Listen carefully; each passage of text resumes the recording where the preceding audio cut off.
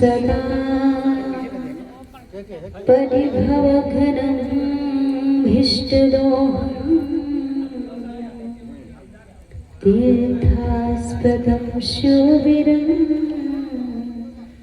नुतं शरण्यं विद्यातिहं प्रणतपालभवाधिपोतं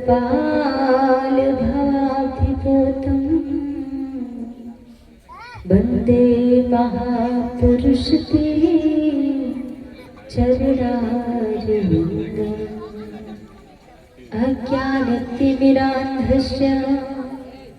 ज्ञानाञ्जनाशलाकया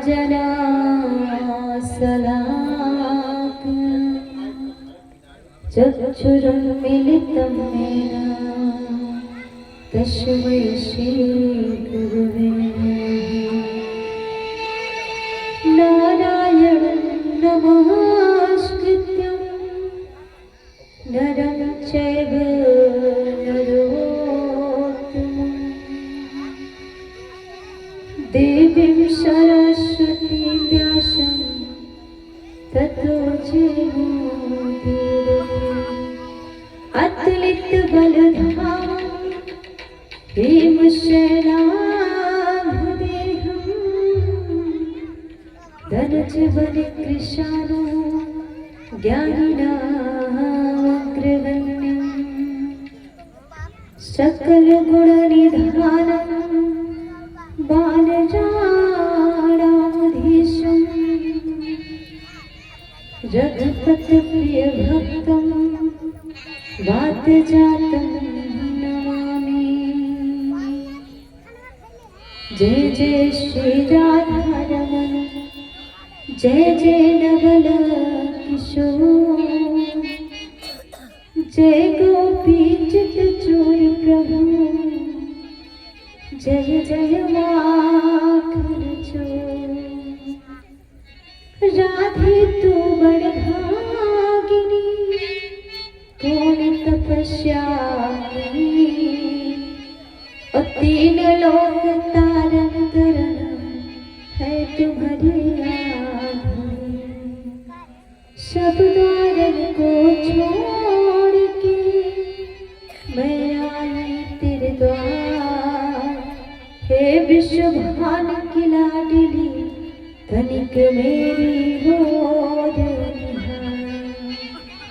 जय जय श्री राधे जय जय श्री राधे जय जय श्री राधे हरि ओम पार्वती पतये नमः महादेव नमः। बोलिए आनंदकंद भगवान की राघवेंद्र सरकार की कृष्ण कन्हैया लाल की वृंदावन धाम की जय हो।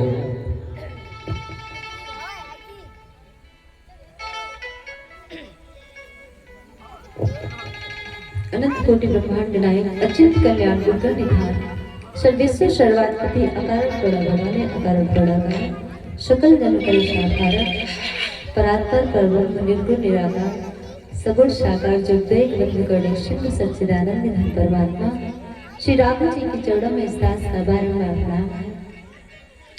सम उपस्थित भगवत भक्त मां शक्ति आप सभी को आपकी बेटी ज्योति की तरफ से राधे राधे की सूचना। सिया राम मैया सब जग जानी ओ करहु प्रणाम जोर जोग पानी करहु प्रणाम जोर जोग पानी जड़ चेतन जग जीव जग सकल राम में जा ओ बंदहु सबकी पद कमला सदा जोरे जुग अपने अपने घरन की सबका को पी तुम ही पीर सब घरन की बोलो धन्य धन्य रघुवीर। बोलिए आनंद कंद भगवान की।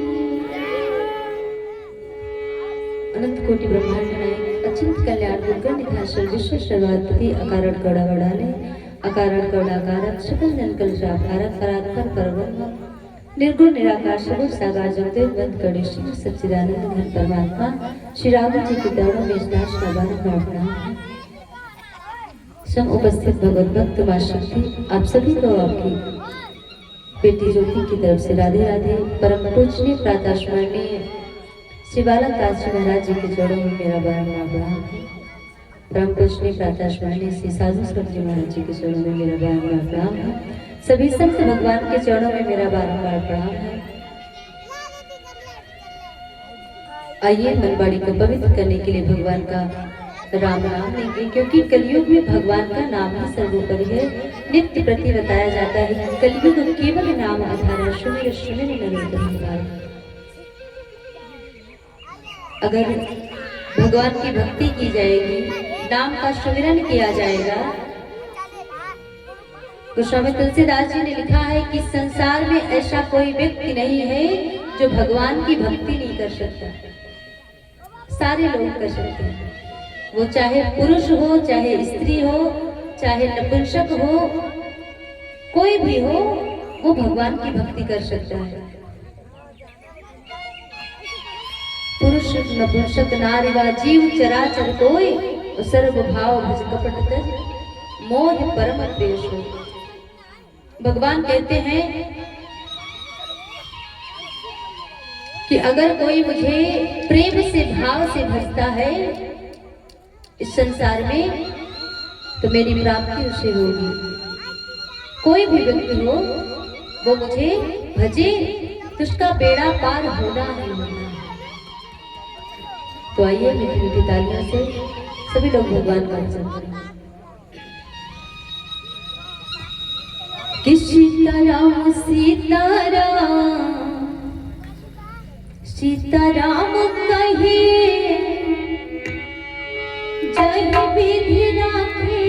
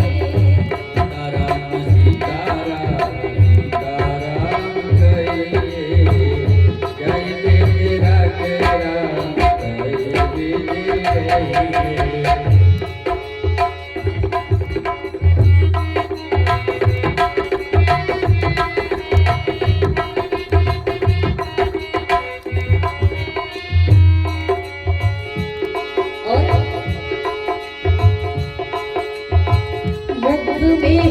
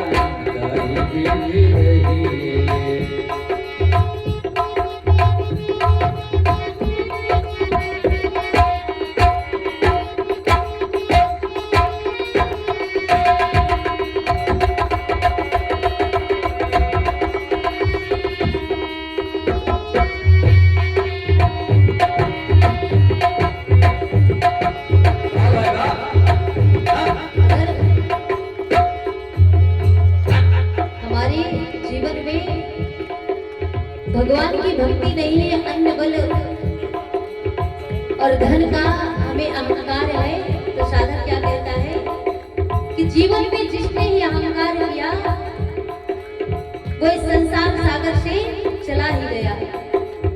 किसने किसने अहंकार किया सभी लोग जानते हैं। तो साधक क्या लिखता है कि घमंड तो रावण का नहीं चला तो हम आप क्या हैं। साधक ने बड़ी ही सुंदर बात की, किया अभिमान तो फिर मान नहीं पाएगा, होगा प्यारी वही जो श्री राम जी को भाएगा। अभिमान तो फिर मान नहीं पाएगा, होगा वही प्यारे जो श्री राम जी को भाएगा।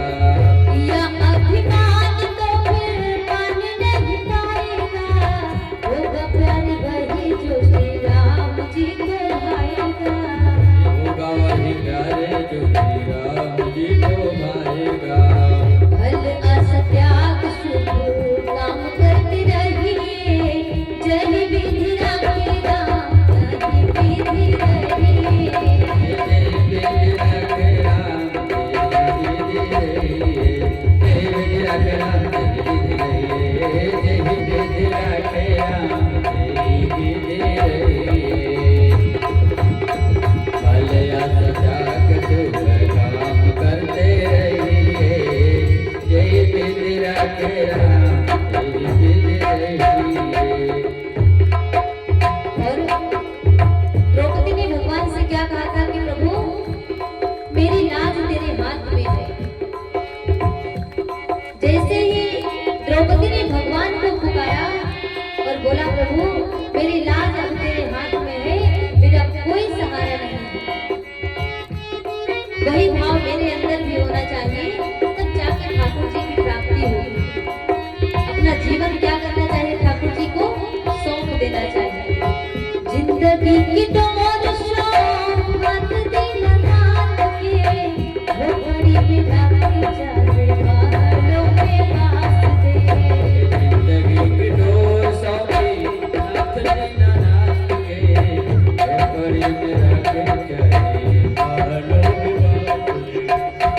जिंदगी की डोर शौक हाथ दिल रात के, बहलों में रखी जावे झोपड़ी में बास दे।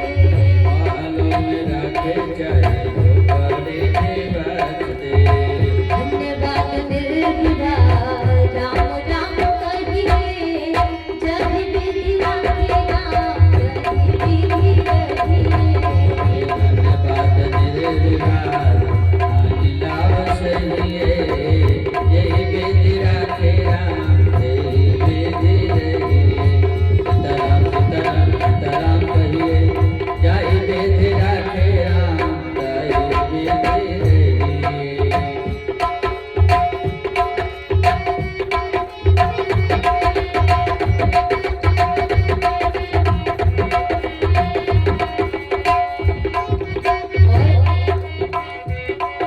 देखिए जिंदगी में, दुनिया संसार में आप किसी के भरोसे ना रहिए, केवल अपना एक सहारा भगवान को ही मानिए।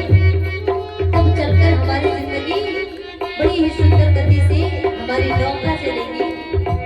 यहाँ पर पद में वर्णन किया गया, आशा एक राम जिसे दूजा नाता तोड़ दे, नाता एक राम जिसे दूजा नाता तोड़ दे।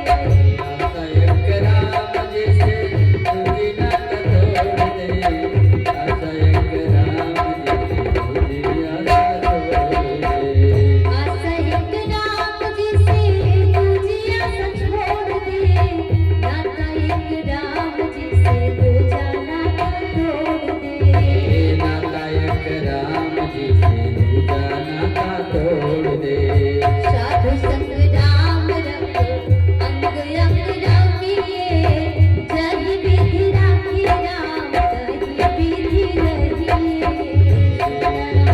साधु संग राम के अंग अंग रमिए, जय विधि राखे राम, जय विधि रहिए।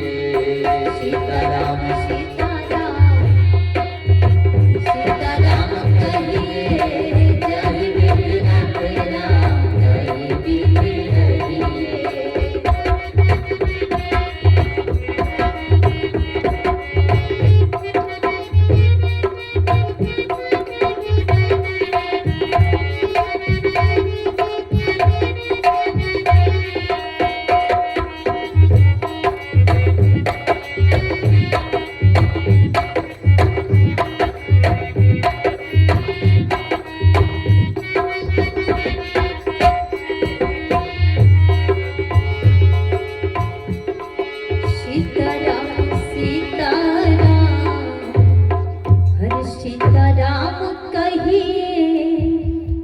जही विधि राखेरा तही विधि रही। बोली राधा रानी सरकार की, जय हो कृष्ण कन्हैया लाल की, जय हो वृंदावन धाम की, जय जय श्री राधे श्याम। देखिए, जीवन में भगवान का नाम ही सर्वोपरि है, ये नित्य प्रति बताया जाता है। और देखिए, एक श्रीमद् भागवत महापुराण में लिखा है कि हमारे बगल में ही कथा होती रहती है, भगवान की चर्चा होती रहती है, लेकिन हम नहीं जा पाते। क्यों? क्योंकि संतों ने बहुत ही सुंदर बात कही है कि व्यक्ति के जब जन्म जन्मांतर के कल्प कल्पांतर के पुण्यों का उदय होता है, तब जाके मुझे ये सब सुनने का अवसर मिलता है। और इसको सुनने से क्या होता है? मन की शुद्धि मिलती है। इससे बढ़कर कोई साधन है ही नहीं मन की शुद्धि के लिए। जन्मांतरे भवेत पुण्यम तदा भागवतम लभेत। भाग्योदयन बहु जन्म समर्जिते सत्संगम चलते पुरुषो यदावत्। अज्ञान हेतु कृत मोह मदान्धकारम नास ही तदोदयते विवेका। जब हमारे भाग्य की उत्पत्ति होती है, भाग्योदयन बहु जन्म समर्जिते, भाग्य की उत्पत्ति हुई और बहुत जन्मों तक भगवान की भक्ति करने पर तब जाकर हमारा जीवन कृतार्थ होता है। इसलिए कहा जाता है कि भगवान की भक्ति किया जाए, ना ज्यादा समय हो तो थोड़े समय में ही किया जाए, लेकिन किया जाए। प्रातः काल उठिए तो भगवान को धन्यवाद देना चाहिए। अच्छा, यहाँ पे प्रातः काल कितने लोग हैं उठते हैं तो सबसे पहले अपने हाथ को मल के दोनों हथेली को देखते हैं। एक ही भैया, दो, हाँ, ये हमारे साउंड वाले भैया बहुत ही सुंदर साउंड चला रहे हैं। और ऐसे ही ठाकुर जी की कृपा बनी रहे सत्संग में और अपने कार्य में भी तरक्की करते रहिए। देखिए, जीवन में सबसे बड़ा काम अपना कर्म है, वो चाहे किसी भी लाइन का हो। हमारे कर्म अच्छे हैं तो किस्मत मेरी दासी है। अगर आप किस्मत के भरोसे रहेंगे तो हमारा काम नहीं होने वाला। हमको केवल कर्म ही करना चाहिए। कर्म करते हुए फल की इच्छा न रखें, क्योंकि अभी अभी इस पद में वर्णन आया कि आशा एक नाम जिसे दूजिया सा छोड़ दे, हरि नाता एक राम जिसे दूजा नाता तोड़ दे। हम आपसे आस लगाए बैठे हैं कि हमें 10,000 की आवश्यकता है तो आप हमें देंगे। आस हम इतना लगाए बैठे हैं कि पूरा पक्का विश्वास है। और जैसे ही आवश्यकता पड़ी और आपसे हम कहते हैं भैया आपने कहा था थोड़ी मदद करेंगे, आज आवश्यकता है मदद कीजिए, तो आप क्या करेंगे? कह भी सकते हैं कि हमारे पास है नहीं। किसी भी प्रकार का बहाना मार सकते हैं, मार सकते हैं कि नहीं? और आस किसने लगाई? हमने। दुख किसको मिलेगा? हमको। इसीलिए संतों ने कहा कि आशा केवल राम के भरोसे रहिए कि प्रभु ये मेरा कार्य होना है। मैं दुनिया वालों के ऊपर भरोसा न करके केवल आपके ऊपर भरोसा करता हूं, तब जाकर आपका कार्य पूरा होगा। और दुनिया से उतना ही नाता रखिए जितना आपका उनका बन रहा है। बाकी पूरा विश्वास किसी पर मत कीजिए। आजकल पलक झपकते ही लोग बदल जाते हैं। जितना विश्वास हम अपने पर कर लेते हैं उतना विश्वास शायद ठाकुर जी पर किया जाए, तुम्हारा जीवन ही बदल जाएगा। इसीलिए कहा जाता है कि दुनिया बदल सकती है लेकिन मेरे ठाकुर जी नहीं बदल सकते, क्योंकि इनका नाम ही सच्चिदानंद है। सच्चिदानंद रूपाय विश्वोत्पत्त्यादि हेतवे। महात्मा ही वेदव्यास जी महाराज ने सबसे पहले इसी श्लोक का वर्णन किया। पहले से ही भगवान को सत्य सत्य कहकर पुकारा ऋषियों ने। त्रिदेव आते हैं तो सबसे पहले भगवान को पुकारते हैं कि सत्यव्रतम तम सत्यम परम ही। सत्यव्रत सत्य परम सत्यव्रत अनेक प्रकार के बाद सत्य सत्य कहकर भगवान को उन्होंने पुकारा। क्यों? क्योंकि भगवान हमारे सत्य है ही। सत्याव्रतम सत्परम सत्यम सत्यस्य योनिनिहितम च सत्ये सत्यस्य सत्यामृत सत्यनेत्रम सत्यात्मकम तुम शरणं प्रपन्नम। प्रभु आप तो सत्य है, हमेशा के लिए सत्य रहेंगे और आपकी शरण ग्रहण करके मैं भी आपके ही बताए हुए मार्ग पर चलना चाहता हूँ। भगवान को सत्य सत्य कहकर ऋषियों ने पुकारा। आज की कथा दोपहर में चर्चा चल रही थी गोपियों की। गोपियां कहती हैं कन्हैया जा तो रहे हो, लेकिन एक बात याद रखना कि मेरे जैसा प्रेम करने वाला तुझे इस दुनिया में कोई नहीं मिलेगा। और इधर यशोदा मैया का अश्रुपात होता रहता है। यशोदा मैया बहुत ही रोती रहती है। नंद बाबा ने गांव में जैसे ही दुहाई लगाई कि जो मेला देखने चलना चाहो सभी लोग या बैलगाड़ी में झगड़े में बैठकर चले। अब सारे लोग चल पड़े, मैं भी चलूंगा, मैं भी चलूंगा, मैं भी चलूंगा। सारे ग्वाल बाल नंद बाबा के साथ जाने लगे। उसी समय क्या हुआ, अक्रूर जी महाराज, गोपियों ने सुना कि भगवान जा रहे हैं। गोपियां कहती हैं लाला वो वृंदावन की गलियां याद है? भगवान ने कहा गोपी याद तो सब कुछ है मुझे। भगवान ने कहा गोपी ये रोना धोना किस काम का? अरे मैं आज जा रहा हूं, परसों चलाऊंगा। गोपियों के मन में भाव आया कि भगवान जा रहे हैं लेकिन लौट कर नहीं आए। परसों कहकर जा रहे हैं लेकिन बरसों बीत जाएंगे, आएंगे। गोपियां अश्रुपात करती रहती हैं। उसके बाद भगवान ने सोचा कि क्या किया जाए, ये मोह माया का घेरा तो लगा ही रहेगा। उसी समय भगवान बलराम भैया के साथ अक्रूर जी के रथ पर बैठ जाते हैं। गोपियां कहती हैं कि इनका नाम क्या है? लोगों ने बताया कि ये अक्रूर चाचा है मथुरा के। बोले इनका नाम क्रूर क्यों नहीं पड़ गया? अरे ये हमारे प्रीतम को मुझसे अलग कर रहे हैं और इनका नाम अक्रूर है। गोपियां भला बुरा अक्रूर जी चाचा को कहती हैं। उसके बाद यहाँ तक कथा चली थी। अक्रूर जी महाराज का रथ चल पड़ा। गोपियां जहां तक रथ दिखाई दिया, गोपियां वहां तक पीछे पीछे उस रथ को निहारती हुई देखती रही। जहां तक रथ दिखाई दिया गांव के कुछ छोर तक गई। उसके बाद गोपी वहीं स्थगित हो गई। और जैसे ही रथ यमुना के तट पर पहुंचा, अक्रूर जी महाराज ने कहा प्रभु मुझे थोड़ा स्नान करना है। भगवान ने कहा ठीक है आप स्नान कर लीजिए। उसी समय यमुना जी में कूद गए।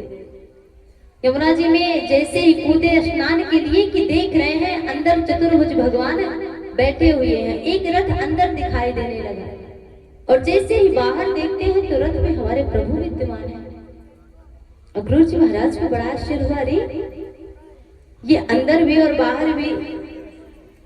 निकले, बोले प्रभु अब ज्यादा लीला ना कीजिए, आपकी लीला से मुझे बहुत ही डर लगता है। भगवान ने कहा क्या हुआ? बोले कुछ नहीं प्रभु, आपके दर्शन पाकर मैं धन्य हो गया। बार बार भगवान के चरणों में अक्रूर जी महाराज गिरते हैं। उसके बाद क्या हुआ, रथ चल पड़ा और जब रथ गया धीरे धीरे पहुंच गया मथुरा में। और जैसे ही लोगों ने सुना कि कृष्ण और बलराम आए हैं भगवान की मोहनी मूरत को देखने के लिए, सारी स्त्रियां अटारियों पे चढ़कर खिड़कियों को खोल के झरोखों से अपने गेट को खोलकर सभी लोग भगवान के दर्शन के लिए ललाए थे। अब एक बहू थी, सारे लोग देख रहे थे, नई नवेली बहू आई थी और वो भी भगवान को देखने में अपनी सारी सुध खो दी। तब तक सास दौड़ कर आई, बहू को देखी, अरे याके तो मुंह खुले हुए हैं। और इतने में जैसे ही देख रही है कि बहू के मुखड़े खुले हुए हैं, दौड़ कर आई, बोली अरे बाबरी तो को लाज ना आवे। बहू ने कहा सासू भैया क्या हुआ? बोले तू बाबरी हो गई हो। अरे बाबरी तू भाई लाज ना आवे तोय मुख खोले बाहर खड़ी, तुझे लज्जा नहीं आ रही है? अपने मुख को खोल के बाहर में खड़ी है। जो फटकार लगाई सास ने। बहू ने कहा भैया अब किस चीज की लाज? कछु दोष नहीं सास जी, नाम न धरी है कोई, नंद नंदन को छोड़ के कौन निरखी है। भैया आज इनके स्वरूप को छोड़ के मुझे कौन देखेगा? कोई नहीं देखेगा।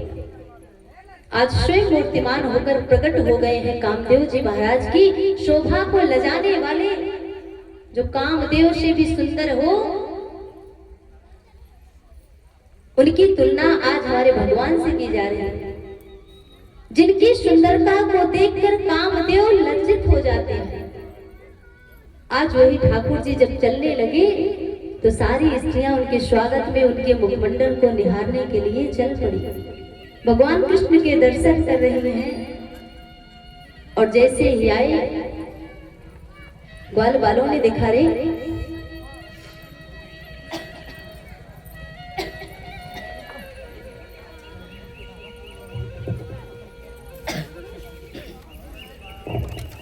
ग्वाल बालों ने देखा इतना स्वागत सत्कार हो रहा है। बोले कन्हैया अगर मुझे पता हो तो कि तेरे मामा के घर में मेरी खूब स्वागत सत्कार होवे, तो मैं तो बढ़िया बढ़िया सुंदर सुंदर वस्त्र पहन के आता। भगवान ने कहा किस चीज की कमी है? बोले लाला मैं तो वैसे ही था, फटा पुन्ना पहन के चला आया। अम्मो का पता कि यहाँ मेला में तेरे मामा का घर निकल जाओगे और या में इतना स्वागत सत्कार प्रारंभ हो जाओगे, मुझे तो पता ना है। भगवान ने कहा अच्छा क्या चाहते हो मुझे बताओ। बोले लाला एक बात कहूं? बोले हाँ। बोले नेक वस्त्र मिल जाता तो बड़ा ही सुंदर हो जाता। भगवान ने कहा अच्छा ठीक है, केवल वस्त्र ही चाहिए? बोले हाँ।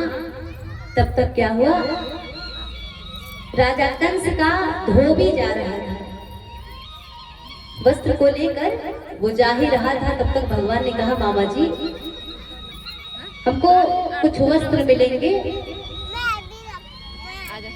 जैसे धोबी ने सुना फटकार लगाई, अरे तू गांव का ग्वाला और मेरे कहा राजा कंस राजसी वस्त्र को पहनने वाले और तू गंवार ग्वाले के राजा का वस्त्र पहनेगा? भगवान ने कहा अच्छा।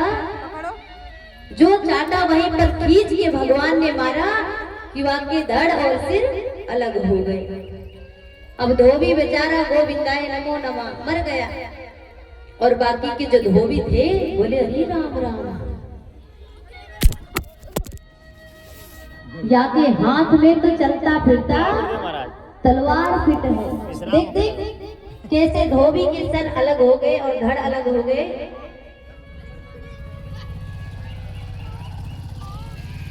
और बाकी के धोबी जितने थे वो कपड़े देके चले गए। भगवान ने कहा मित्र सभी लोग कपड़ा जिसको जो पहनना हो पसंद हो आप लोग इसमें से छाट लीजिए। अब सारे जितने भी वहां पे ग्वाल वाल थे सारे लोग क्या किए आपस में मेरे ऊपर कौन जचेगा, मेरे ऊपर ग्वाल वाल कपड़े पहन लिए। अब कहाँ टेढ़ हड्डी की ग्वाल वाल और कहाँ राजा कंस मोटे तगड़े। अब और भी पूरे भिखारी लगने लगे बेचारे। अब चल रहे तो झाड़ू लग रहा है। कहते मित्र कपड़े तो मिल गए लेकिन यहाँ पे तो और बड़े बड़े भिखारी लग रहे हैं, बहुत बुरे लग रहे हैं। भगवान ने कहा और क्या करना चाहिए? बोलिए राधे रानी सरकार की जय हो। कछु तो बात कर रहे हैं, कछु कथा सुन रहे हैं बेमन की। अरे गिर गया फिर उठ जाएगा, कम से कम आप लोग कथा तो सुनिए। अच्छा कथा कहाँ चल रही थी अभी? उठा दिया तब सुनिए। हैं? अभी अभी कथा कहाँ बताई जा रही थी? ये राम राम है हाल बाजो बुढ़िया वही दिन करेंगे। उस दिन हम कथा बताए थे ना कि जितने बाबा कथा गढ़ाए उतने उनकर पुअरा गढ़ाए। और जब एक कट्ठर पुअरा होंगे पहले भैवा कथा में तो बड़ा आनंद आए, लेकिन एक ही बात ना आए समझ में आए। तो कहले नहीं भैया पूछ ले बाबा, तो खुदे कहते जो कथम ना आए हो पूछ ले। खड़ा हो गए कालीन बाबा, सारी कथा तो समझ में आई गई, लेकिन एक ही बात ना आए समझ में आई। बाबा कालीन कौन बात है? आओ कालीन बाबा यह ना आए समझ में आई कि राम राक्षस रहे कि रावण। वही हाल आप लोगों का है। पंडित जी कथा बोले जा रहे हैं, यही नहीं पता कि कहाँ वो बोल रहे कथा। ये बात चल रही है मथुरा की। भगवान ने वृंदावन से मथुरा के लिए प्रस्थान किया है। मथुरा में भगवान को मारने के लिए षड्यंत्र रचा गया है और यज्ञ के रूप में मेला लगा हुआ है। उसी यज्ञ में भगवान को बुलाया गया है। अब आप लोग ध्यान से सुनिएगा। उसके बाद ग्वाल वालों ने कहा प्रभु या कपड़े में तो और बड़े बुरे भिखारी जैसे लग रहे हैं, ये तो ऐसा लग रहा है कि जैसे झाड़ू अपने आप ही लग जा रहे हैं। भगवान ने कहा एक काम करते हैं, चलते हैं दर्जी के यहाँ या को फिटिंग करवा देते हैं। अब ठाकुर जी हमारे गए ग्वाल बाल को लेकर, बोले दर्जी भैया एक काम कीजिएगा, ये कपड़े जो हैं ये सबके साइज के बना दो। दर्जी ने भी सुना था कि अगर मना कर दूंगा तो वही धोबी के जैसे हाल होगा, जैसे भगवान ने एक चाटा मारा बाकी सिर और धड़ अलग हो गए, मेरी भी ऐसी ही दशा होगी। तुरंत दर्जी काट के बनाने लगा। भगवान ने कहा दर्जी भैया मैं आपको आशीर्वाद देता हूँ कि कलयुग में अगर 70 के कपड़े रहेंगे तो 200 की सिलाई होगी। भरपूर आशीर्वाद दे दिया और आज वही हो रहा कि नहीं। 5000 की साड़ी तो 2000 का ब्लाउज भी उसमें लग रहा है। ऐसी डिजाइन वैसी डिजाइन, सिंपल तो किसी को पसंद ना हो। इतनी महंगी सिलाई हो गई है। भगवान के आशीर्वाद से यार दर्जी को चकाचक कमा रहे हैं। उसके बाद भगवान ने पूछा अच्छा अब ये बताओ किस चीज की कमी है? ग्वाल वालों ने कहा लाला कपड़े तो हो गए हो, बस नेक चंदन लग जाए धापा थैया तो बड़ा ही आनंद आ जाए। भगवान ने कहा अच्छा बताओ केवल चंदन ही चाहिए? बोले हाँ प्रभु एक चंदन मिल जाए पूरा मस्तक जगमगा जाए। भगवान तुरंत कुब्जा जा रही थी जिसका नाम था सौरंद्री। ये सैरंद्री जो है कंस की दासी है, 3 जगह से टेढ़ी है, इसलिए लोग इसको कुब्जा कहते हैं। कुब्जा का नाम तो आप लोगों ने सुना होगा, अनेक कथाओं में लोग कुब्जा ही बता देते हैं। इसका नाम था सैरंद्री। अब चंदन लेके जा रही थी। भगवान ने कहा सुंदरी आप कहाँ जा रही हैं? जैसे ही कुब्जा ने पीछे मुड़ के देखा कि आज मुझे कौन सुंदरी कह रहा है, उसी समय कुब्जा ने देखा कि अच्छा प्रभु मुझे सुंदरी बुला रहे हैं। बोली लाला सुंदर आप तो स्वयं परम मूर्ति के समान हैं। मैं 3 जगह से टेढ़ी हूँ इसलिए लोग मुझे कुब्जा कहते हैं। मैं राजा कंस की दासी हूँ, बहुत ही सुंदर चंदन बनाती हूँ, इसलिए राजा मुझे ही पसंद करते हैं चंदन लगाने, और उन्हीं के लिए मैं चंदन लेके जा रहा हूँ। भगवान ने कहा सुंदरी मुझे भी मिलेगा? बोले हाँ क्यों नहीं, ये तो मेरा परम सौभाग्य है कि मैं आपको चंदन लगाऊं। जैसे भगवान ने सारे ग्वाल बाल को लगाया, भगवान को लगाया। भगवान ने क्या किया, उसी समय अपने अंगूठे से कुब्जा के अंगूठे को दबाया और एक हाथ कमर पर पकड़ी। बलराम ने कहा, अरे क्या कर रहा है तू, कोई देखेगा तो क्या कहेगा। भगवान ने कहा, देखेगा तो देखेगा। बोले, यही रास्ते जाओगे। बोले, ना भैया, कम से कम देख तो सही क्या करने जा रहा है। उसके बाद ठुड्डी को पकड़कर भगवान ने उचका दिया।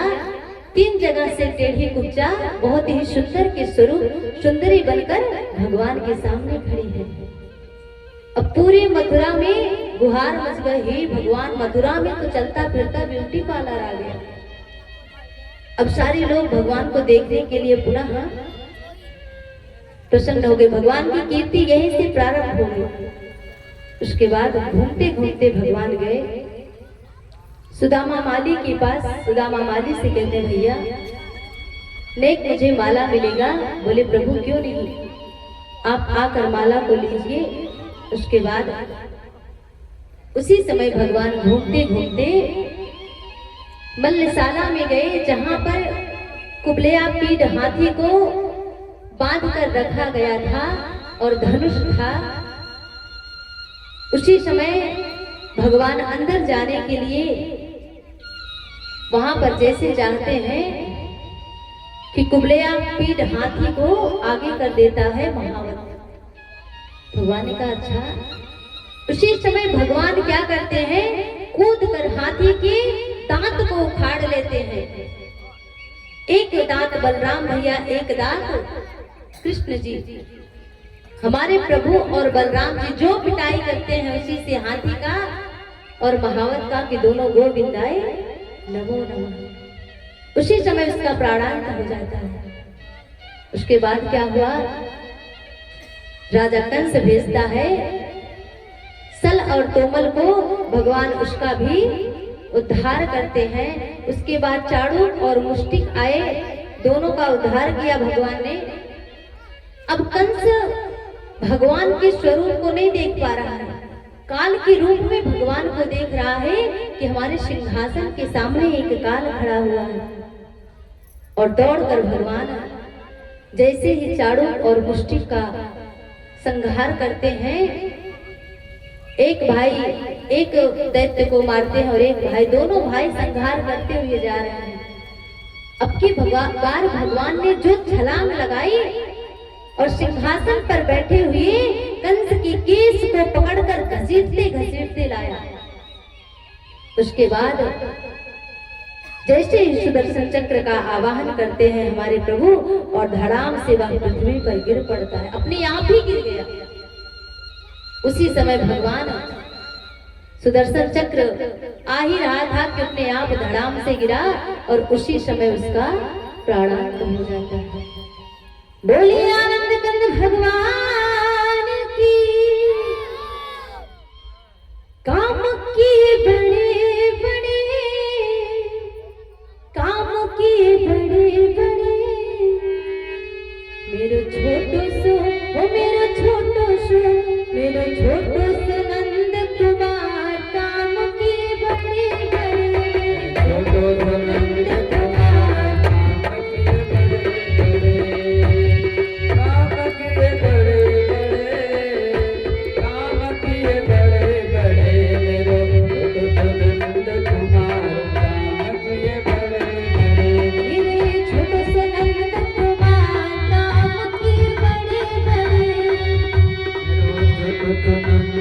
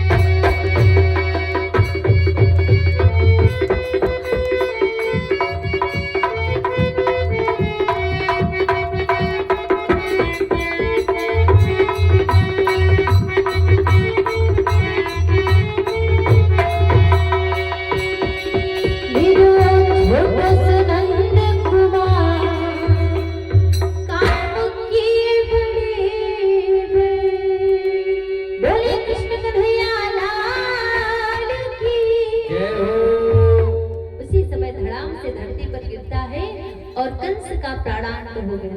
उसके भाई आते हैं, उसके 8 भाई हैं, कंक और नयोद्र। जैसे ही भगवान से युद्ध करने के लिए आया, भगवान ने उनको भी अपने धाम में पहुंचा दिया। उसी समय अस्ति और प्राप्ति कंस की 2 पत्नियां हैं जो जरासंध की पुत्री हैं। अस्ति और प्राप्ति आकर भगवान के सामने रोने लगी। भगवान ने कहा, देवी किस बात की चिंता करती हो? इस संसार में जो भी आया है मृतलोक में सबको जाना पड़ेगा, और ये पापी आताताई इसका पाप बढ़ गया था, इसीलिए इसका संहार करना बहुत ही जरूरी था। अस्ति प्राप्ति को बड़ा बुरा लगा। कुछ समय बाद अपने पिता जरासंध के यहाँ वहां पे सारी हाल को बताती हैं, अपने मैके चली गई। उसके बाद भगवान ने क्या किया, उसी समय उग्रसेन को भगवान ने राज सिंहासन प्रदान किया, और वो जब राज सिंहासन पर बैठकर राज्य करने लगे, मथुरा का राजा बनाया। उसके बाद अपने पिताजी को और माता को कारागार से छुड़ाया। नंद बाबा भगवान से कहते हैं कि लाला अब मैं जाऊं, तेरी मैया अकेली हूँ। जैसे ही नंद बाबा भगवान के चरणों में प्रणाम करते हैं कि आंखों से झरझर आंसू गिरने लगते हैं। बोलते हैं, कन्हैया जीवन में सब कुछ करना, लेकिन अपनी माँ यशोदा को कभी मत भूलना। भगवान के भी आंखों में आशीर्वाद होता रहता है। भगवान ने कहा, बाबा ये कैसी बात कर रहे हो? उसी समय नंद बाबा और सारे ग्वाल बाल नंद बाबा के साथ चले गए। भगवान के साथ रहने वाले वो ग्वाल बाल अश्रुपात कर रहे हैं, और भगवान को भी अनेक प्रकार का कष्ट हुआ। इसके बाद भगवान सबको विदा किए। अब यहाँ पर भगवान का और बलराम भैया दोनों का उपनयन संस्कार हुआ। गर्गा मुनिचार ने उनका उपनयन संस्कार किया। उसके बाद जैसे ही जनेऊ संस्कार हुआ कि भगवान गुरु जी के आश्रम में चले गए। उज्जैन में ये संदीपन मुनि का आश्रम पड़ता है, जहां पर 64 कलाएं भगवान में 64 दिन में सीख लिए थे। उसके बाद कम ही समय में सीख कर भगवान विद्या को प्राप्त करके मथुरा में लौट कर आए। उसी समय गुरुदक्षिणा के बारे में जैसे ही कहते हैं, संदीपन मुनि की पत्नी कहती हैं कि आप मुझे मेरे मरे हुए पुत्रों को एक ही दक्षिणा चाहिए कि मरे हुए पुत्रों को प्रदान कर दीजिए। उनके मरे हुए पुत्रों को समुद्र बहाकर लेकर गया था। तो भगवान प्रभास क्षेत्र में जाते हैं और वहीं पर समुद्र से याचना करते हैं। समुद्र ने बताया कि भगवान इस समय आपके गुरु के पुत्रों को धर्मराज के पास है। उसी समय भगवान गए, पंचजन शंख बजाते हैं, धर्मराज आया भगवान की आरती करके। उसी समय गुरु पुत्रों को लौटा देता है। गुरु मैया बहुत ही प्रसन्न होती है, भगवान को आशीर्वाद दी। उसके बाद भगवान मैया को गुरुदक्षिणा देकर भगवान अपने घर को आए। उसी समय जरासंध ने क्या किया, अष्टि और प्राप्ति को देखकर बार बार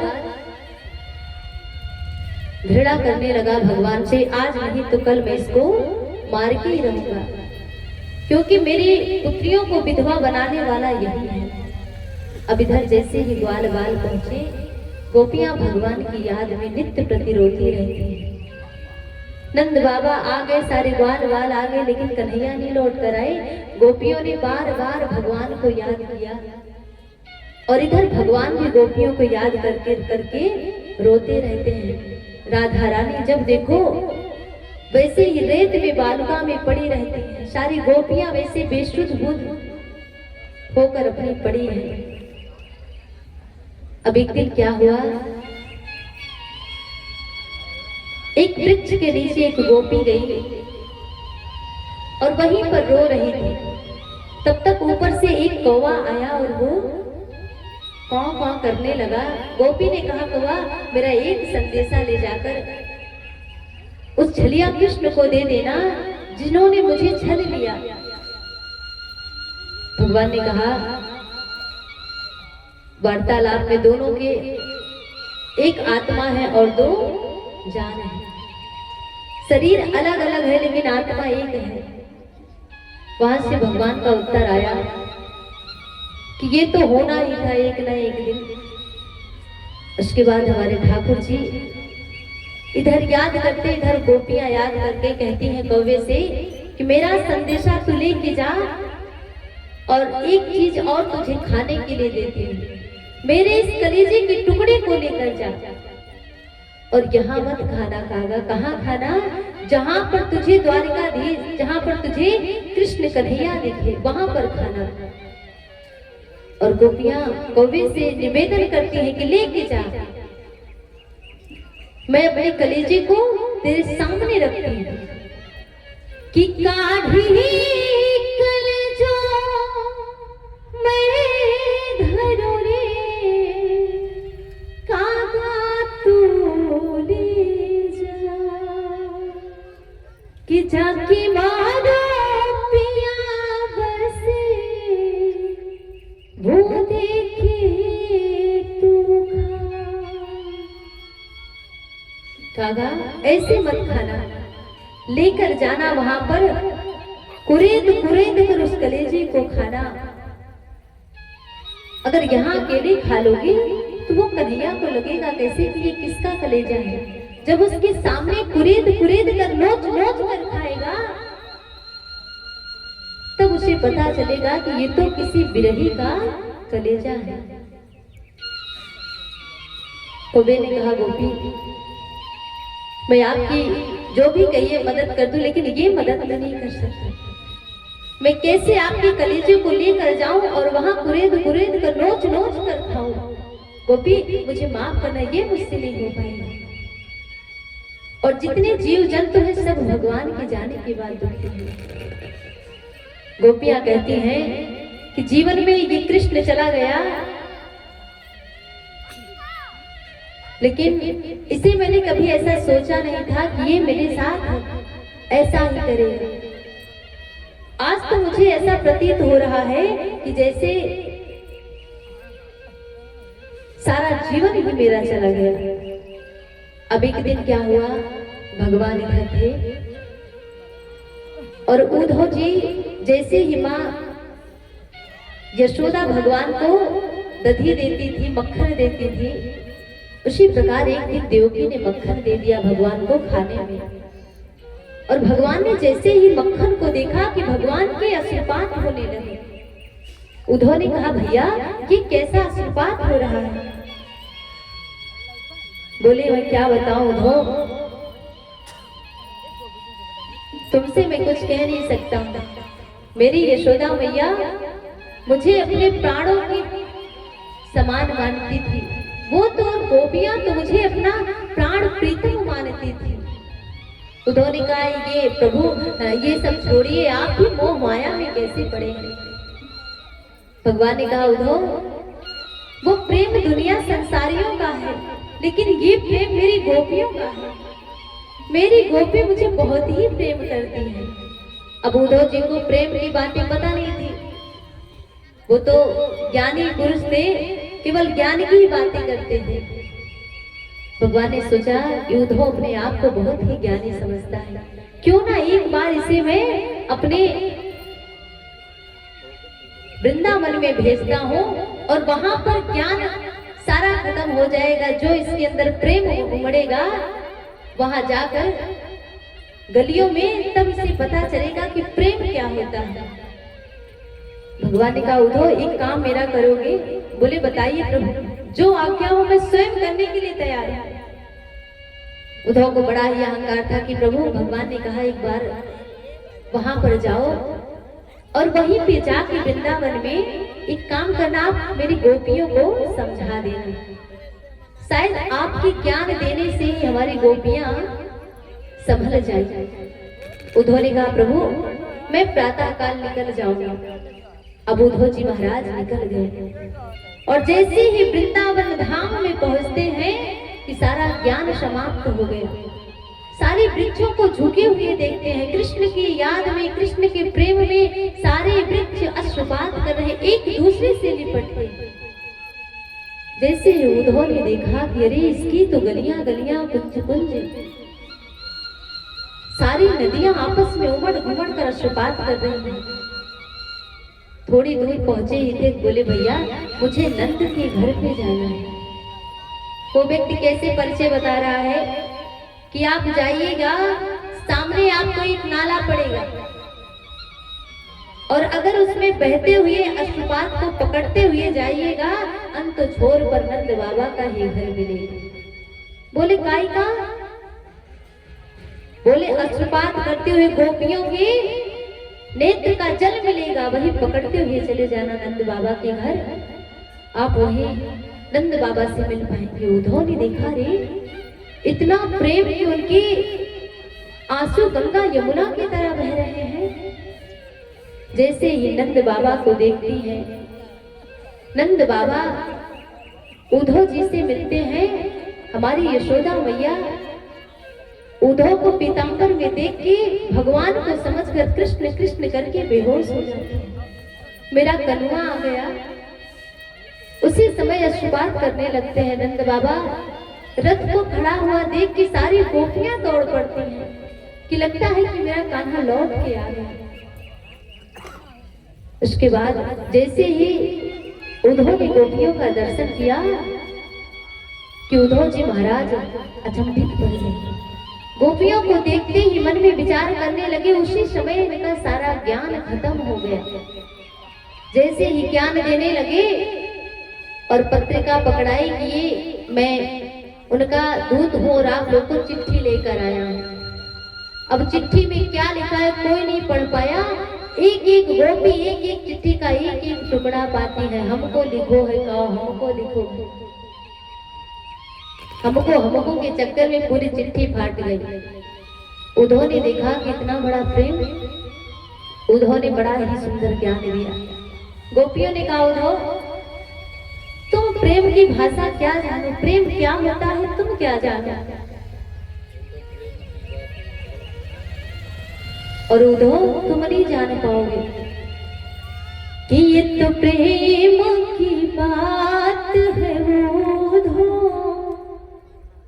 बंदगी तेरे बस की नहीं है, ये तो प्रेम की बात है। बंदगी तेरे बस की नहीं है, ये तो प्रेम की बात है। बंदगी तेरे बस की नहीं है, ये तो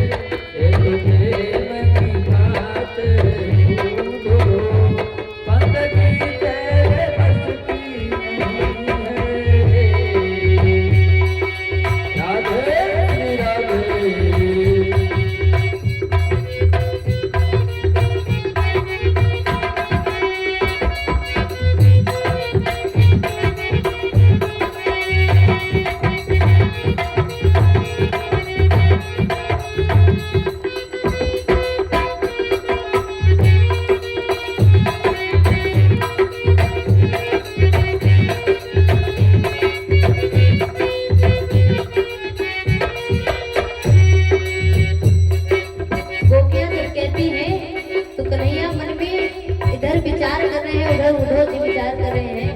गोपियां कहती है उधो जो वतन में है मस्ती में डूबे उन्हें क्या परवाह जिंदगी की। जो वतन में जो असल में है मस्ती में डूबे उनको क्या परवाह जिंदगी की। वतन में है मस्ती में डूबे उन्हें क्या परवाह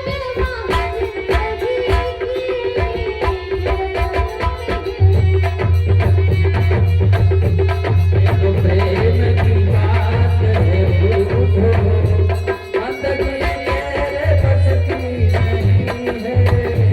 ये तो प्रेम की बात है बूढ़ो, बंदगी मेरे बस की नहीं है।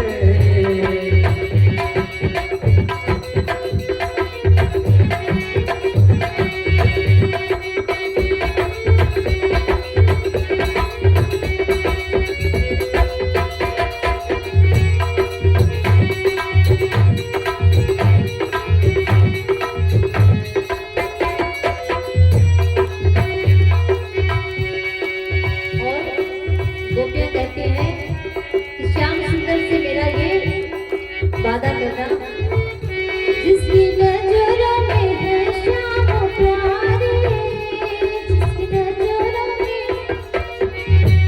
जिसकी नजरों में है श्याम प्यारे वो नजर फिर तरसती नहीं है।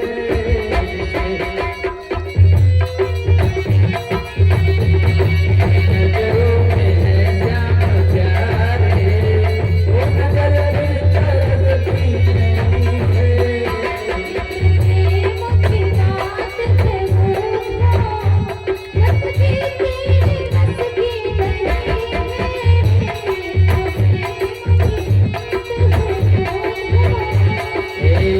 यहाँ दर्द के होते हैं सौदे, यहाँ दर्द के होते हैं सौदे। आशिकी इतनी सस्ती नहीं है।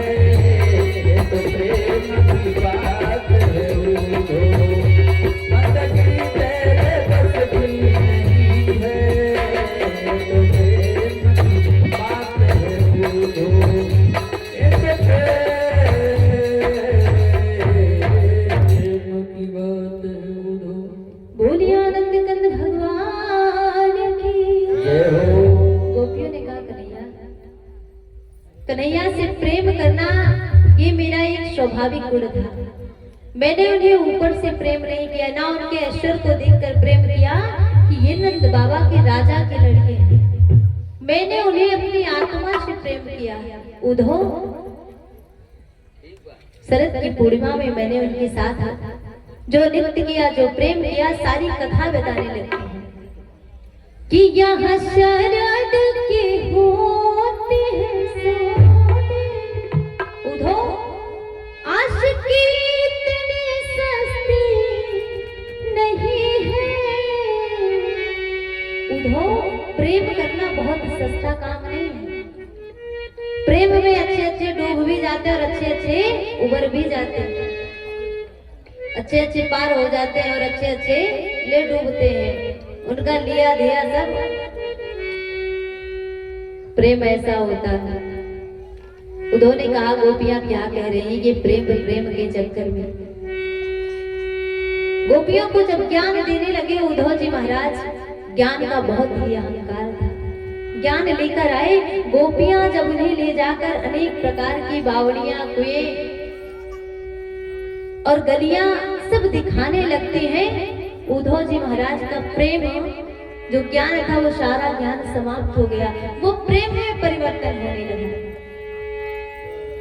कहती है काम करो, आप उन्हें छोड़ क्यों नहीं देती? अरे आपका उनका कौन सा तालमेल, वो काला कलूटा न देखने लायक, और आप कहा इतनी सुंदरी। उद्धव ने जब ज्ञान दिया, गोपियां कहती हैं कि वो चाहे काला हो चाहे कलूटा हो, मैंने काले से थोड़ी प्रेम किया है। कृष्ण को देखकर मैंने अपने कृष्ण से प्रेम किया है। कि सारी दुनिया जानती है कि गोपियां कृष्ण के बिना अधूरी हैं। हम एक आत्मा और दो प्राण हैं। हमारी आत्माएं एक हैं और हमारे दो शरीर हैं।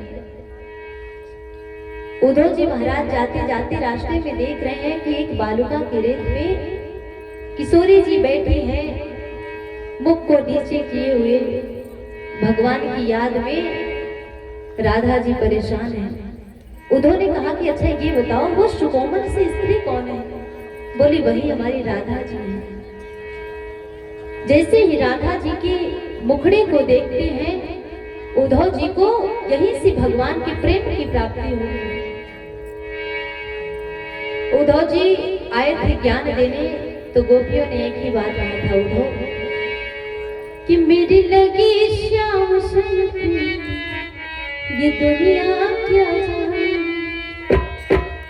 क्या जाने कोई क्या जाने, क्या जाने कोई क्या जाने, मुझे मिल गया मन का। गोपियां कहती हैं कि उद्धव जीवन में अगर अच्छा प्रेमी मिल जाए तो सारा जीवन स्वर्ग के समान होता है। अब जब मुझे मेरे मन का प्रीतम मिल गया है तो मैं दूसरे की चाह, धन दौलत, ऐश्वर्य, पद प्रतिष्ठा, स्वर्ग की प्राप्ति क्यों करूं? मैं उसे अपने प्रीतम में ही स्वर्ग देखती हूँ। और गोपियां जो उद्धव को ललकारा, क्या जाने कोई क्या जाने, वो मुझे मिल गया, मुझे मिल गया, मुझे मिल गया मन का मीत, ये दुनिया क्या जाने, मुझे मिल गया मन का मीत, ये दुनिया क्या जाने, मेरी लगी श्याम सन प्रीत, ये दुनिया क्या जाने, ये क्या जाने कोई क्या जाने, क्या जाने कोई क्या जाने, मेरी लगन श्याम सन प्रीत, ये दुनिया क्या जाने।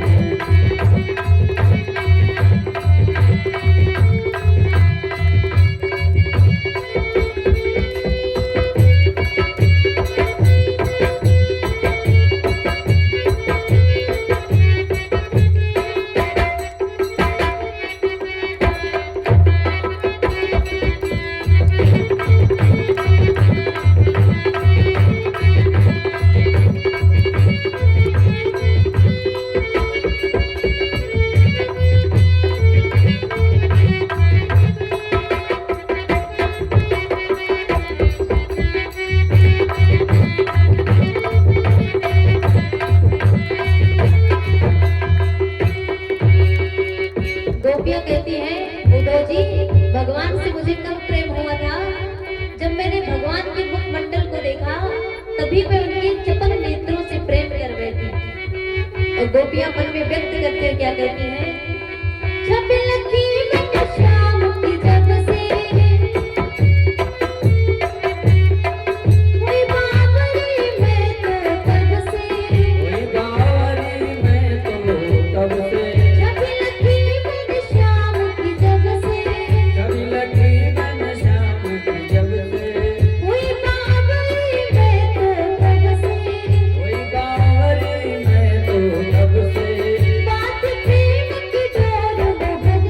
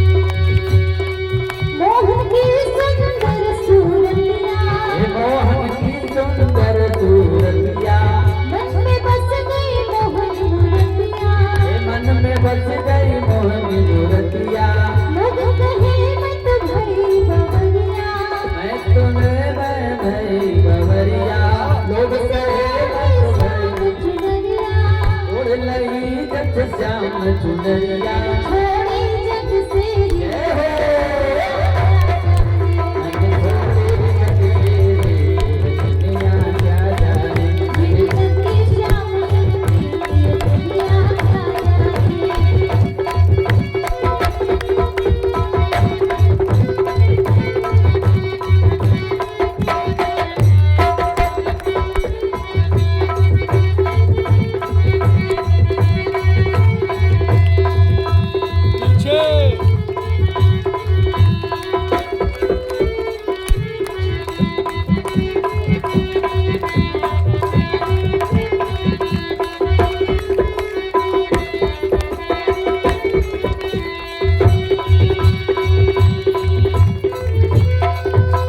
गोपियां कहती है कन्हैया कि प्रेम में उधोजी हम और सारी गोपियां कैसी बावरी रही हर दम अब तो रही मस्तानी हर दम अब तो रही मस्तानी लोग आग में सब बिसरानी याद जब सबक सुनानी लोग लाज में सब बिसरानी लोक लाज सब हम बिसरौली रुकना से अंग समानी रुबनाथ सब अंग समानी हेरत रहूं दीवानी हेरत हेरत रहूं दीवानी जय हो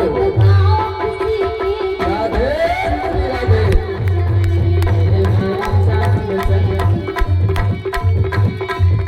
मेरे क्या जाने कोई क्या जाने कोई क्या जाने मेरी रखी श्याम संग की दुनिया क्या जाने मेरी रखी श्याम संग की दुनिया क्या जाने मेरी रखी श्याम संग की दुनिया क्या जाने मेरी रखी श्याम संग की दुनिया बोले राधे रानी सरकार की।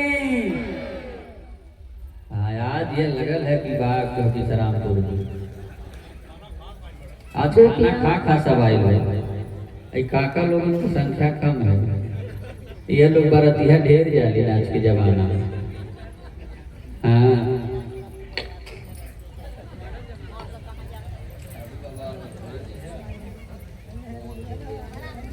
एक बार ऐसे एक साधु बाबा थे उनका एक थे चेला रहा कहो चेला अब शादी की बात आई तो याद आ गया एक दिन क्या हुआ उनके यहाँ बाबा के एक चेला के यहाँ विवाह पड़ा तो बाबा थोड़ा बीमार थे बाबा चेला से कहले नहीं बाबू एक काम करा तो हाई आज चला जा कलन ठीक बा बाबा हम जाते हैं काव बा कलन उनके किया उत्सव अब जैसे बाबा चेला से कहलन तो चेला गए अब जैसे वहां चेला पहुंचा तो वो बोला भैया ये साजबाज किस चीज का कि बोले आपको पता नहीं है इनके यहाँ विवाह है विवाह उत्सव का कार्यक्रम थोड़ी देर में चलेगा तब तक बाबा जी आप बैठे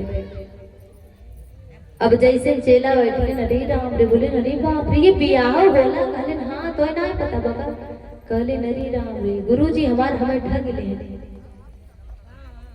हम अपने जीवन में विवाह करब और ऐसे बारात लेके जावे मेहरारू आए बहुत आनंद से जिंदगी बीते अब का भाई चेला मन में जब तक विवाह हुआ सारा प्रसंग देखे अब लौट के आए और बाबा से कहलेन बाबा कहलेन का भाई कहलेन हाय अपन कंठी उंठी पकड़ा ई कंठी उंठी दे दिया इहो कबो बताया कि बियाह हो होला बाबा कहलेन का बाबू लागत हमरे चेला के क्यों भरमाए दे कहलेन हाय पकड़बा कि का करिएगा कहले नहीं बाबू का करबा इट्टी कटहरे पेड़ बढ़ा वही कहन जा टांगे दे अब चेला गए उठाए न और कंठी टंग गई निकल पड़े कहे हम जाएंगे अब विवाह करेंगे अब जाते जाते एक कुआं पड़ा कहो कुआं अब जब रात्रि हो गई तो सोचे अब कहाँ विश्राम करें यही कुआं में विश्राम करें अब वो बेचारे उसी पे लेट गए तब तक गांव वाले आए, लिट्टी चोखा लगवाए। अच्छा, लिट्टी चोखा खाए और आराम से वहीं लेट गए। गर्मी का महीना था। अब वो बेचारे सपन भी देखने लगे। स्वप्न में क्या देख रहे हैं कि हमार बियाह होइगा, हमार मेहरारू आएंगे, और गर्मी खूब पड़त रही। और जैसे लेटिन कहले न उतने घुसकते हो, बड़ी गर्मी लागत है। अच्छा, घुस के फिर कहीं न रे और उतने घुसुकबा, बहुत गर्मी लागत है। फिर घुस के अब तेहरैया कहीं और उतने घुसका, तब से झिझक के इस घुसके की कोने में गिरी है। अब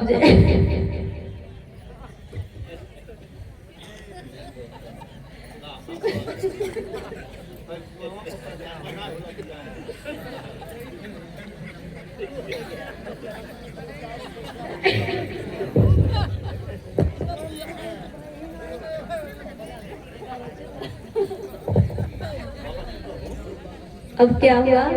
अब जैसे कुआं में बेचारे गिरे, अब प्रातः काल हुआ, गांव वाले आए दौड़ के, देखे कि बाबा कुआं में डुबकी लगाते हैं। सारे लोग निकाले, कहले बाबा किस रतियम कोनम गिर गया।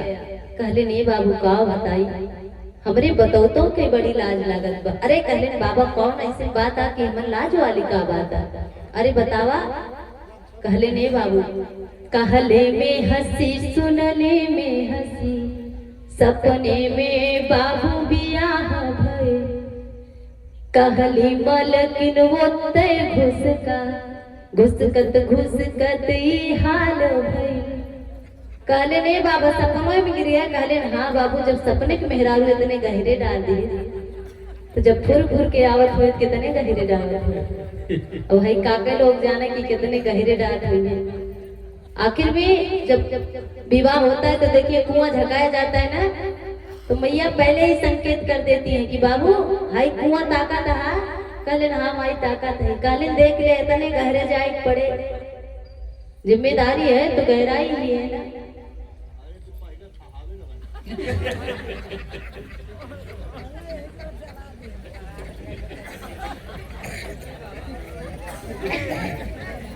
बोलिए आनंद कंद भगवान की। बाबा कहा तो पहले सोचन कि था हाय ले कितना गैर हुआ। देखिए जीवन की ये सच्चाई है कि जैसे ही विवाह हुआ नहीं कि जिम्मेदारियां बढ़ गई। झेंगुर जाना ला, पहले झेंगुरे के दुई गोड़ रहा, मकड़ी के, उसके बाद 4 से 6, उसके बाद बढ़ते बढ़ते इतना बढ़ जाता है कि वो अपने आप ही जाल को फैलाती है, फिर उसी जाल में फंस के मर भी जाती है। यही मनुष्य की स्थिति है कि पहले वो खूब जाल फैलाएगा, उसके बाद उसी में सेवा करते करते अपने प्राण को त्याग देगा। इसीलिए कुआं झकाया जाता है। अब क्या हुआ? गोपियां भगवान से, उद्धव जी से कहने लगी, हाँ कहानी तो भुलाए गए बीच बाबा टूट देते। कहले को ठहावे लागे तो हम अपन वापस लौट गया कि ठहाए नहीं। अब जब कुएं में से निकाले गए, कहले नहीं दादा, हमारे गुरु हमका सही ज्ञान दे रहे। अब पुनः गुरु जी के पास आए। गुरु जी कहले का भइल बाबू, बियाह हो गई? कहले नहीं बाबा, ऐसे न ऐसे बात हुआ, लावा हम हवा अपन कंठी लटकाई। कहले नहीं बाबू, जाओ कटहरे वाला ही पहन। पुनः उसी कटहर में से लेके पहन लिए और पुनः बाबा बन गए। तो जो मस्ती भगवान की भक्ति को प्राप्त करने में है, वो सांसारिक सागर में, भवसागर में फंसने में नहीं है। इसीलिए पुनः धारण किए। वही गोपियां कहती हैं कि उद्धव जी, मेरा विवाह नहीं हुआ है, लेकिन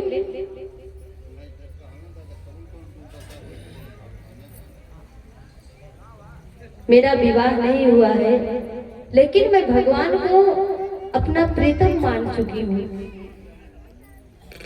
उद्धव जी वहां आए थे केवल ज्ञान देने के लिए। उद्धव जी प्रेम के प्रसंग को सुनते सुनते 6 माह वहीं पर व्यतीत हो गए। कब चले गए पता ही नहीं चला। अंतिम समय में उद्धव जी यशोदा मैया से विदा लेते हैं, गोपियों से विदा लेकर आए और बलराम जी के साथ अक्रूर जी के घर गए। अक्रूर जी के घर जाने के बाद उसके बाद पुनः भगवान के पास गए।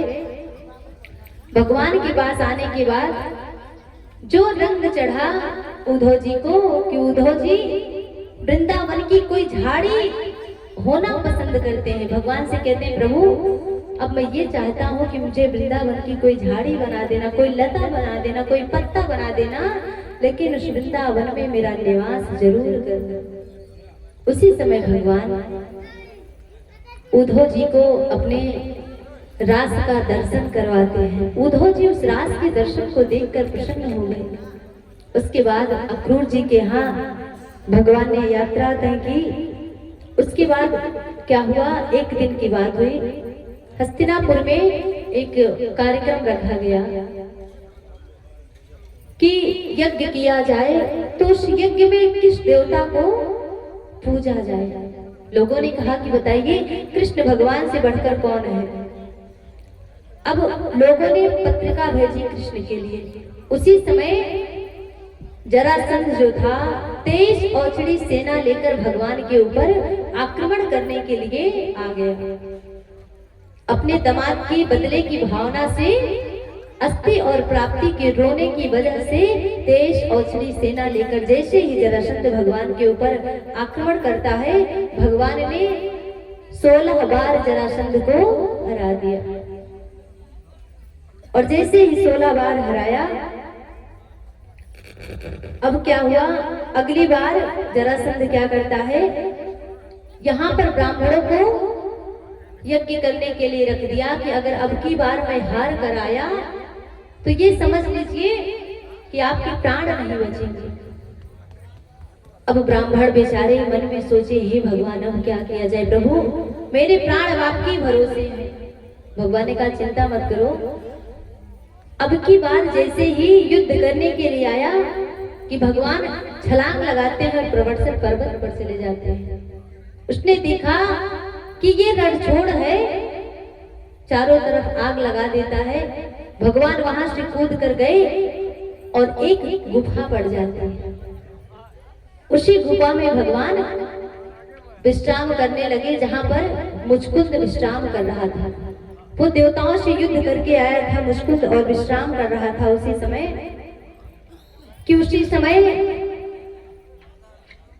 उसके पीछे पीछे दौड़ते हुए वो कालनेमी जब जाने लगा तो मुचकुंद को ही भगवान ने अपना पीतांबर उड़ा दिया था। जैसे ही पीतांबर को उठाया, मुचकुंद की नेत्र खुल गए और वहीं पर जलकर राख हो गया। क्यों? क्योंकि मुचकुंद को वरदान मिला था कि जब आपको कोई अनिद्रा में आपकी बिना नींद पूरी हुई आपको कोई जगा देगा तो जलकर राख हो जाएगा। उसी समय भगवान पुनः आ गए। इसके बाद कालनेमी का अंत हुआ, जरासंध लौट कर आया और जैसे ही लौट के आया कि ब्राह्मणों को भरपूर दान दिया। अब ब्राह्मण प्रसन्न होकर अपनी नगरी को गए। तब तक भगवान आए और वहां पे मुचकुंद भगवान की स्तुति करने लगते हैं कि सांवरिया के आगे खड़ो मैं करूं जो, मारी गाड़ी को संभाले मेरे राजा रणछोड़। सांवरिया के आगे खड़ा है करूं जो, मेरी गाड़ी को संभाले मेरे राजा रणछोड़।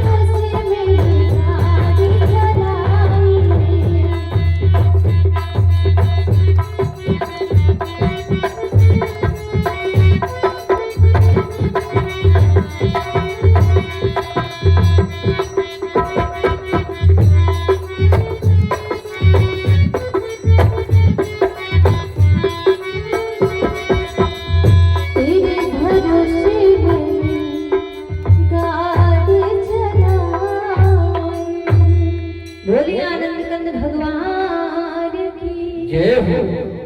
समय से हो जाएगा क्योंकि थोड़ा और भी बताना है। अभी भगवान का विवाह होगा, उसके बाद क्या हुआ, इसी समय भगवान ने मुचकुंद को वरदान दिया कि आप कलयुग में नरसिंह के रूप में अवतार ग्रहण करेंगे। बोलिए नरसिंह भगवान की। अब क्या हुआ, यहाँ पर जब काले यवन की मृत्यु की प्राप्ति हो गई तो भगवान ने, मुचकुंद ने भगवान से स्तुति की। भगवान ने उनको आशीर्वाद दिया कि आप कलयुग में नरसिंह के रूप में अवतार ग्रहण करेंगे। उसके बाद आगे कथा चली। राजा एक बार कृष्ण की महिमा का बखान करने के लिए नारद जी पहुंच गए भीष्मक जी के यहाँ। और जैसे ही भीष्मक जी के यहाँ पहुंचे कि उसी समय उनकी पुत्री जो है रुक्मिणी मैया, नारद जी के मुख से भगवान की उस प्रशंसा को जब सुनती हैं बहुत ही प्रसन्न हो जाती हैं। क्योंकि यहाँ पर भगवान की जो महिमा गाई गई, रुक्मिणी मैया और उनके साथ साथ जितनी भी सखियां सुनती हैं भगवान की यश की कीर्ति को बहुत ही प्रसन्न हो जाती हैं। अब एक दिन की बात है, भगवान द्वारिकाधीश गए तो वहां पर उनके बड़े भाई के विवाह के लिए रेवत नाम के राजा जो है, उनकी पुत्री रेवती, ये कली त्रेता युग के राजा हैं, तो इनकी पुत्री जो थी वो त्रेता युग की थी।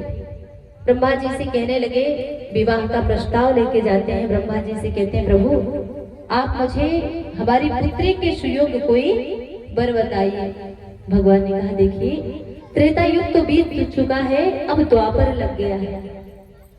अब मेरे हिसाब से एक बड़ा ही सुंदर वर है जो द्वापर युग में है। बोले प्रभु वो कौन है? तो बोले आप वहां पर चले जाइए, एक बलराम नाम के राजा होंगे, द्वारिका में आप प्रवेश कीजिए जो समुद्र में प्रविष्ट है, और उसी द्वारिकापुरी में आप जाइए, वहां पर बलराम नाम के एक व्यक्ति है, उन्हीं से अपनी पुत्री का विवाह कर दीजिए। रेवती जी महाराज आए जो अनर्थ देश के राजा हैं, आए और अपनी पुत्री को लेकर आए।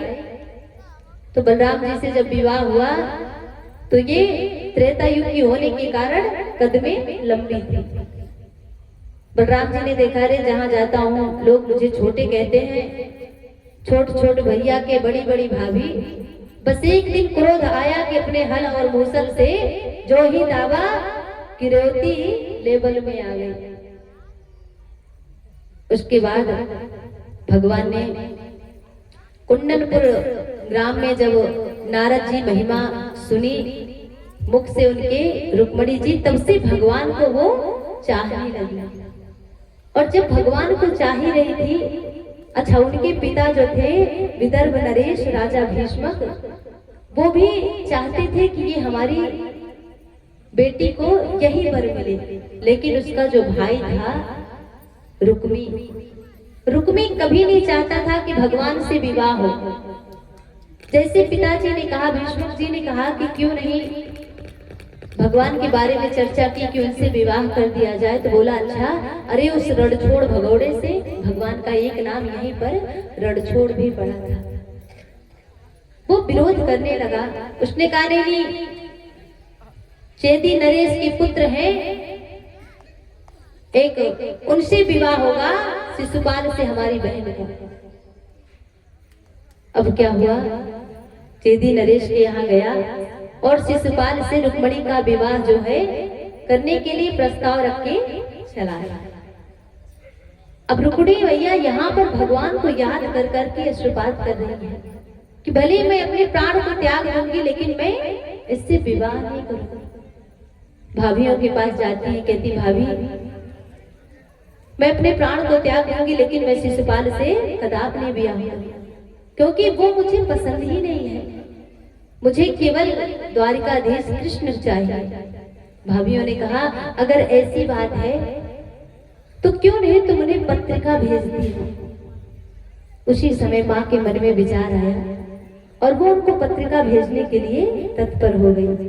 उसी समय पत्रिका लिखती हैं, 7 श्लोकों में मानिए 7 प्रकार के जो भावरी होती है उसी को मैया ने 7 श्लोकों में लिख दिया और ये भी कहा कि प्रभु अगर आप नहीं आएंगे तो आपसे तो मैं मिलूंगी चाहे जिंदा या मृत्यु पर्यंत, लेकिन मैं आपसे मिलूंगी। भाभियों से कहती, भाभी अगर प्रभु नहीं आए तो मैं अपने प्राण को त्याग दूंगी। ब्राह्मण देवता को 7 श्लोकों में स्तुति करके मानो 7 भावरी को मैया ने अपने विवाह का प्रस्ताव लिखकर भेज दिया। ब्राह्मण देवता लेकर पहुंचे। भगवान ने कहा, ब्राह्मण देवता ये क्या है? बोले ये संदेशा है और आपके लिए रुक्मणी जी संदेशा एक पत्रिका भेजी है।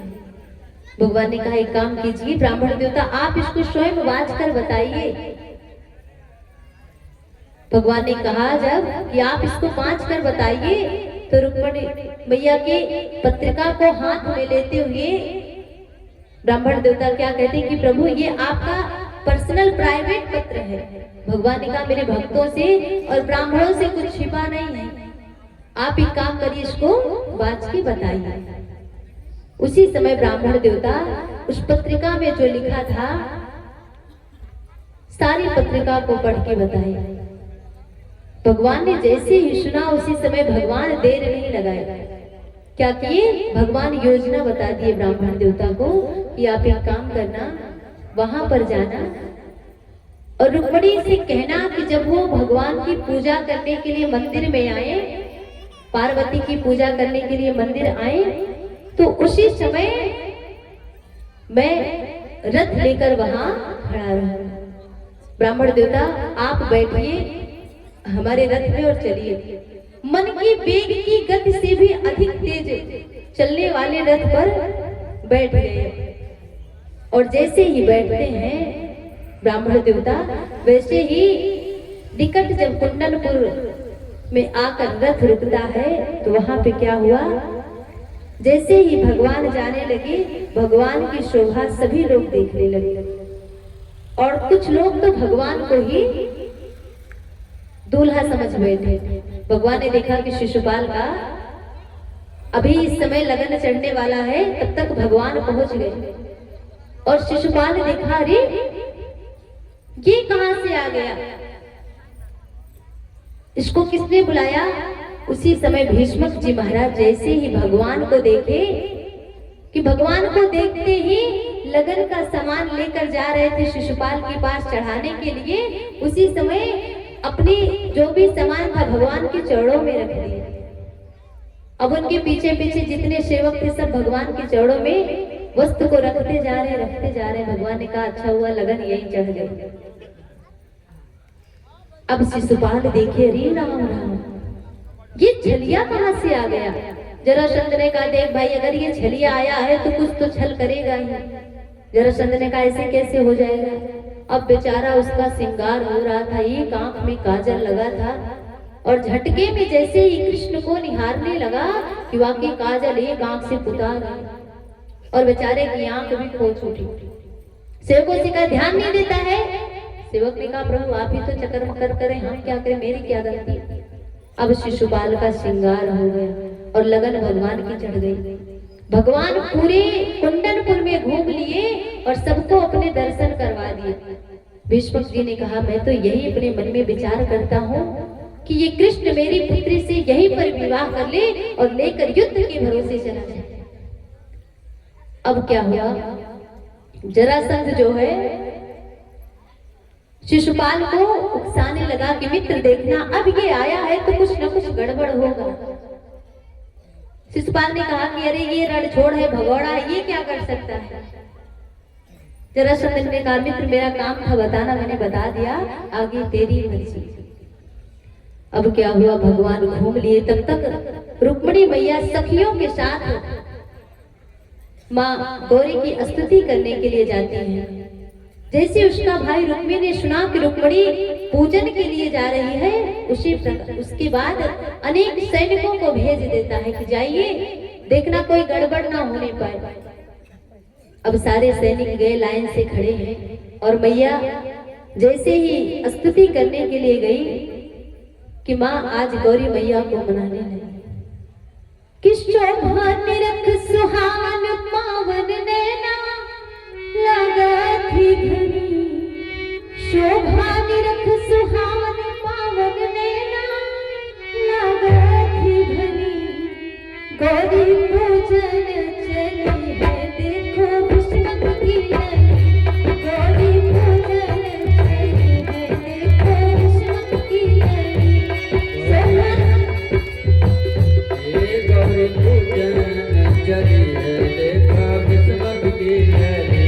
शोभा निरख सुहावन पावन नैना लगा थी घनी, शोभा नैनार लगती घड़ी।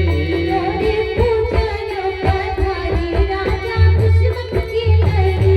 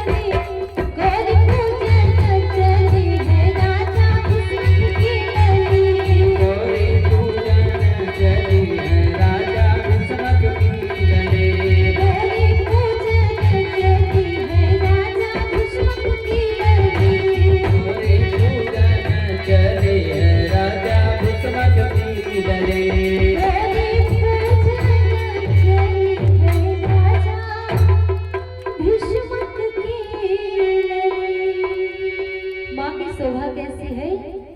माँ की शोभा को निहार कर सारे लोग प्रसन्न हैं। शोभा कैसी वर्णन करती है पद में कि शोभा निरख सुहावन पावन नैना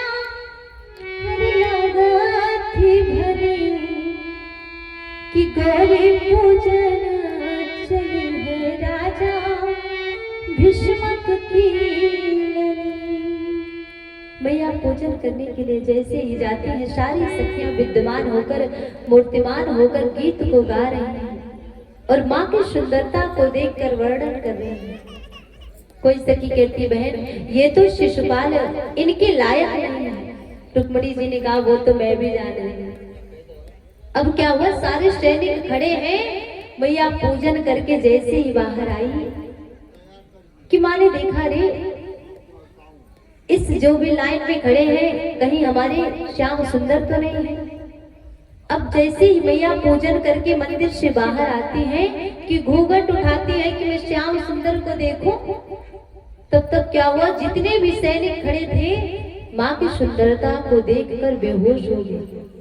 बाकी सुध-बुध खो गए, एकदम खड़े हैं स्तंभित होकर, ना हिले ना डुले। अनित शोभा का बखान करे, देखिए कितनी सुंदर लग रही है। तब तक देखते देखते हमारे ठाकुर जी आए।